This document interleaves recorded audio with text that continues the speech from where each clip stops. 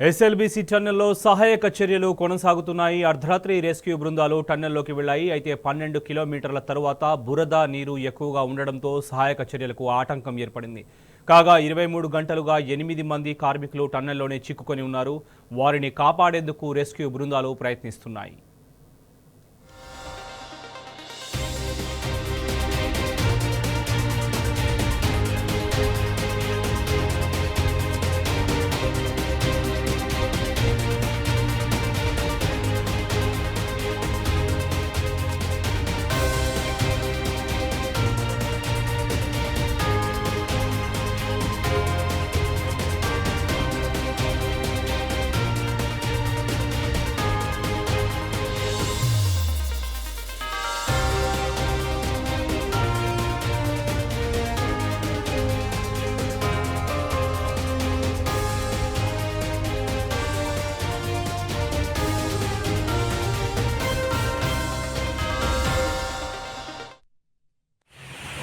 हम लोग जब बुलर के पास गए, बुलर से हवा लिए, हवा लेके जाने के वक्त पानी बढ़ने के बाद मोल्ड गिरने चालू हो गया।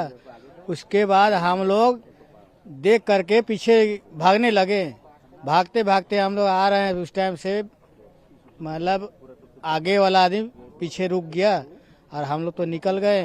और जो निकलने के बाद भी पानी बहा के 2-3 लेबर को ढो के पीछे निकाल दिया। उस टाइम हम लोग जो बेहोश हो गया उसको भी हम लोग उठा करके बेल्ट में चढ़ाए। बेल्ट में चढ़ा करके उसको आधा घंटा तक हम उसको सोए, लंबे पड़ा दिए। लंबे पड़ा करके उसको हम लोग सुस्त किए। सुस्त करके खांधा में लिए उसका बाँ पकड़ के उसके बाद हम लोग धीरे धीरे उसको हम लोग पीछे लाए। 8 पीस मतलब अंदर रह गए हैं, बाकी लोग सब आ गए हैं। मैं PS4 में ड्यूटी करता हूँ, पंप चलाता हूँ। तो वहाँ से जब कुछ 4-5 आदमी बाहर भागे, उसके बाद मैं एक अपना दोस्त का इंतज़ार किया था जो PS5 में मेरे साथ में ड्यूटी करता था। तो 5 में था, मैं 4 में था, तो उसके इंतज़ार कर रहा था मैं। उसके इंतज़ार में जब देखा कि अभी तक ले वो नहीं आया, तो वो उसको आने के बाद वो बोला मेरे को भागो, पूरा लूज गिर रहा है। तो उसको आने के बाद मैंने तो भागना चालू किया, भागा आगे, फिर थोड़ा सा रुका। मैं रुकते रुकते चला और साहब लोग था।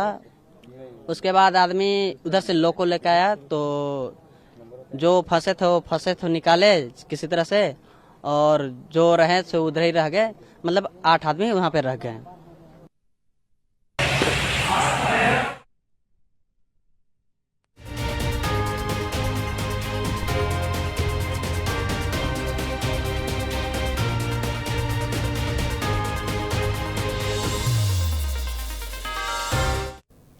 ఎస్ఎల్బీసీలో టన్నెల్లో సహాయక చర్యలు కొనసాగుతున్నాయి. మరిన్ని సమాచారం మా ప్రతినిధి శేఖరాచార్య అడిగి తెలుసుకుందాం. శేఖరాచార్య, చెప్పండి, 24 గంటలు జరిగింది ఘటన జరిగి ఇప్పటివరకు ఎస్డీఆర్ఎఫ్, ఎన్డీఆర్ఎఫ్ బృందాలు కూడా తీవ్రంగా శ్రమిస్తున్నాయి, రెస్క్యూ ఆపరేషన్ చేపట్టాయి.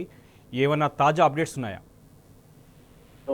నిజంగా కూడా ఇది హృదయ విదారకమైనటువంటి సంఘటనగా చెప్పవచ్చు. ఇప్పటికే 24 గంటలు గడిచిపోయింది. ఎస్ఎల్బీసీలో జరిగినటువంటి నిన్న 8:30 ప్రాంతంలో ఉదయం జరిగినటువంటి సంఘటనకు సంబంధించి 50 మంది ఎవరైతే అక్కడ కార్మికులు తర్వాత అధికారులు ఉన్నారో వాళ్ళు లోపలికి వెళ్ళినటువంటి సంఘటనలో అక్కడ పనులు చేస్తున్నటువంటి క్రమంలో వాళ్ళు ఒక్కసారిగా ఆ టన్నెల్ కుప్పకూలడంతో అక్కడ 8 మంది చిక్కుకున్నారు. ఆ 8 మందిని కాపాడేందుకు ఇప్పటి వరకే అంటే రాత్రి పొద్దుపోయిన తర్వాత ఎన్డీఆర్ఎఫ్ తో పాటు ఎఫ్డీఆర్ బృందాలు కూడా అక్కడికి చేరుకున్నాయి. అక్కడికి లోపలికి వెళ్ళాయి, కానీ అక్కడ పూర్తి స్థాయిలో లోపల వాటర్ ఉంది. వాటర్ తో పాటు బురదతో కూడినటువంటి వాటర్ ఉంది. అక్కడికి లోపలికి వెళ్ళి చూసినప్పటికీ ముందుగా చేయాల్సింది డీవాటరింగ్ చేయాల్సి ఉంటుంది. డీవాటరింగ్ తర్వాత ఆ బురదను తొలగిస్తే గానీ, ఆ శిథిలాలను తొలగిస్తే గానీ అక్కడ పరిస్థితి ఏంటనేది ఇక అర్థం కావటం లేదని అన్నట్టుగా చెప్తా ఉన్నటువంటి పరిస్థితి కనిపిస్తా ఉంది. మొత్తంగా అక్కడ ఎన్డీఆర్ఎఫ్, ఎఫ్డీఆర్ఎఫ్ కూడా వాళ్ళు తీవ్రంగా కృషి చేస్తున్నప్పటికీ ఉన్నత స్థాయి అధికారులు కూడా అక్కడనే ఉన్నాయి. అంటే కలెక్టర్ తో పాటు ప్రత్యేక అధికారులు కూడా, ప్రత్యేక బృందాలు కూడా వచ్చినటువంటి పరిస్థితి. అక్కడ రెవెన్యూ సిబ్బందితో పాటు ఫైర్, తర్వాత హెల్త్ డిపార్ట్మెంట్ సంబంధించి అన్ని డిపార్ట్మెంట్స్ ఉన్నప్పటికీ అక్కడికి అంటే పని చేసే వాళ్ళు మాత్రం, టన్నెల్ కు పోయే వాళ్ళు మాత్రం పోయి లోపలికి వెళ్ళి అక్కడ పరిస్థితి ఏంటి అని వాళ్ళు పరిశీలించి వచ్చిన తర్వాతనే విషయం చెప్పాల్సి ఉంటుంది. ఇప్పటి వరకు అయితే తాజాగా మనకు లోపల ఏం జరుగుతుంది, లోపల ఏముందన్న విషయం మాత్రం ఇప్పటి వరకు శేఖరాచారి, ఘటనలో నుంచి తప్పించుకున్నటువంటి 50 మందిలో 42 మంది ప్రత్యక్ష సాక్షులుగా ఉన్నారు. ఈ ఘటనకు సంబంధించి వారు మీడియాతో మాట్లాడడం జరిగింది. వారు చూసిన దాన్ని బట్టి ఎలాంటి సమాచారం మీ దగ్గర ఉంది? వాళ్ళు చెప్తున్నటువంటి విషయం అయితే శోభన్, నిజంగా కూడా మేము లక్కీగా బయటపడ్డాము. అందరూ కూడా అసలు చనిపోయేటువంటి సిచ్యువేషన్ అది. ఒక్కసారిగా 100 టన్నుల కుప్ప కూలింది. అంటే మేము పైన ఈ 100 టన్నులకు సంబంధించి సేఫ్టీ భద్రతకు సంబంధించినటువంటి పైన ఒక రిబిట్స్ వేస్తారు. ఆ రిబిట్స్ సంబంధించి ఆ భద్రత అది ఒక్కసారిగా వాటర్ వచ్చేసి ఆ వాటర్ తో పాటు అక్కడ ఉన్నటువంటి మిషనరీల పైన అక్కడ ఒక్కసారిగా కుప్ప కూలింది. మేము అంటే ఈ 100 టన్నల్ ఎంట్రన్స్ వైపు ఉన్నాం కాబట్టి మేము బయటికి రాగలిగాం. అక్కడ లోపల వాళ్ళు తవ్వుతున్నటువంటి తర్వాత అక్కడ ఒక 2 ఇంజనీర్లతో పాటు ఇంకొక 2 ఎవరైతే మిషన్ ఆపరేటర్స్ ఉంటారో వాళ్ళు ఒక 4 కార్మికులు అక్కడే చిక్కుకపోయారు. వాళ్ళ పరిస్థితి ఎట్లా ఉందనేది మాకు మధ్యలో మాకి మధ్యలో గ్యాప్ వచ్చేసింది. అంటే ఒక్కసారిగా అక్కడ బురదతో కూడినటువంటి తర్వాత పైనుంచి కూడడంతో అక్కడ లోపల ఏముందన్న సంఘటన మాకు అంటే ఏం జరిగిందన్న సంఘటన మాకు తెలియదు. మా ప్రాణాలు అరచేతిలో పెట్టుకొని బయటికి పరుగులు తీసుకుంటూ వచ్చామని చెప్పేసి అక్కడ ప్రత్యక్షంగా ఉన్న వాళ్ళు అక్కడి నుంచి పరిగెత్తుకుంటూ వచ్చిన వాళ్ళు బాధితులకు చెప్తున్నటువంటి పరిస్థితి. ఘటన జరిగిన తర్వాత మంత్రులు కూడా అక్కడికి వెళ్లడం జరిగినట్టు సమాచారం ఉంది. మరి మంత్రుల వైఖరి, వాళ్ళ ధోరణి ఏ విధంగా ఉంది ఈ ఘటన పట్ల? నిన్న సాయంత్రం ఉత్తమ్ కుమార్ రెడ్డితో పాటు జూపల్లి కూడా అక్కడికి వచ్చినటువంటి పరిస్థితి. వాళ్ళు అక్కడ ఉన్నటువంటి వాళ్ళతో సమీక్ష జరిపారు. తర్వాత ఆ కంపెనీలకు సంబంధించి ఏజెన్సీలు ఏవైతే ఉంటాయో ఆ ఏజెన్సీలకు సంబంధించినటువంటి వారితో సమీక్ష జరిపారు.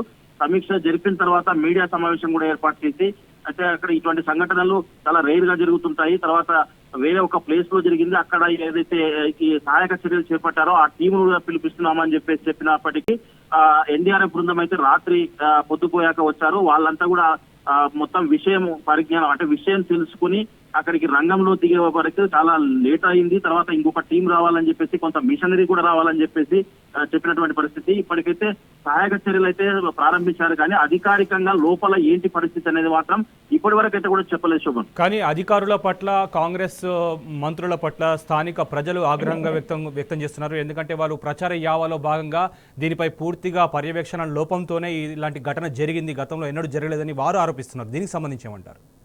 యాక్చువల్ గా అయితే శోభన్ నిజంగా కూడా ఇది ప్రభుత్వ తప్పిదమనే చెప్పాలి. అయితే ఒక 15 రోజుల క్రితం ఈ పనులు స్టార్ట్ అయినప్పటికీ ఆ రిబిటింగ్ అంటే గతంలో పనులు ఆపారు. ఎందుకు ఆపారంటే అక్కడ భద్రత వలయం పైన ఏదైతే ఉందో ఏదైతే కూలిందో అక్కడ వాటర్ వస్తున్నప్పటికీ ఆ గతంలో ఆపినటువంటి పరిస్థితి. దాన్ని సరిచూసుకోకుండా మళ్ళీ పనులు ప్రారంభించి హడావిడి చేసి 4 రోజులలో ఆ రిబిట్ ఫిట్ చేసి తర్వాత ఆ రిబిట్ అంటే భద్రత ఉందనుకుని వాళ్ళు ముందుకెళ్లి మళ్ళీ తవ్వడం స్టార్ట్ చేసినటువంటి క్రమంలో ఇది ఒక్కసారిగా వాటర్ వచ్చేసి వాటర్ మొత్తం పూర్తి స్థాయిలో వాటర్ 8 మీటర్ల వాటర్ వచ్చేసి ఒక్కసారిగా కుప్పకూలింది. నిజంగా కూడా అధికారుల ముందు చూపు లేకపోవడమా, పర్యవేక్షణలో లేకపోవడమా, ప్రభుత్వము అసలు యంత్రాంగం అంతా కూడా ప్రభుత్వం కూడా దీని పట్ల నిర్లక్ష్యంగా వ్యవహరించడమే. దీనికి సంబంధించి 8 మంది అక్కడ చిక్కుకపోయారు. నిజంగా కూడా వాళ్ళు వివిధ రాష్ట్రాలకు చెందిన వాళ్ళు, వాళ్ళ పరిస్థితులు ఏంటి, వాళ్ళ లోపల ఆక్సిజన్ ఉందా, కరెంట్ అయితే ఎట్టి పరిస్థితుల్లో లోపల లేదు. ఎందుకంటే అది కూలేసరికి కరెంట్ వైర్లన్నీ కూడా కట్ అయ్యాయి. వాళ్ళ చీకటిలో ఆ బురదలో అట్లా వాళ్ళ పరిస్థితి ఏంటి అని చెప్పేసి కూడా ఇక్కడ ఆందోళన చెందుతున్నటువంటి పరిస్థితి కనిపిస్తా ఉంది. నిజంగా కూడా వాళ్ళు ఒక్కొక్క ప్రదేశంలో పుట్టిన వారు ఇక్కడ చిక్కుకోవడం నిజంగా కూడా బాధాకరమైనటువంటి విషయం అని చెప్పేసి చెప్పవచ్చు Shobhan. Right Shekharachari, thank you.